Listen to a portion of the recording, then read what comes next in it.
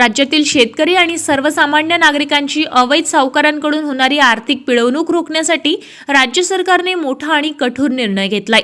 महाराष्ट्र सावकारी अधिनियम अधिक प्रभावी करण्यासाठी त्यामध्ये सुधारणा करण्यास राज्य मंत्रिमंडळाने मंजुरी दिली आहे। या निर्णयानुसार अवैध सावकारी करणाऱ्यांविरुद्ध कारवाई अधिक कठोर करण्यात येणार असून अशा गुन्ह्यांसाठीची शिक्षा आणि दंड दोन्हींमध्ये मोठी वाढ करण्यात आली आहे। निर्णयातील प्रमुख मुद्दे अवैध सावकार करणाऱ्यांना आता 5 वर्षांऐवजी 7 वर्षापर्यंत कारावासाची शिक्षा, दंडाची रक्कम 50,000 रुपयांवरून थेट 1 लाख रुपये करण्यात आली आहे। या सुधारणेमध्ये बेकायदेशीर सावकारीला आळा बसण्यात मदत होईल आणि शेतकरी तसेच सामान्य नागरिकांना अधिक कायदेशीर संरक्षण मिळेल।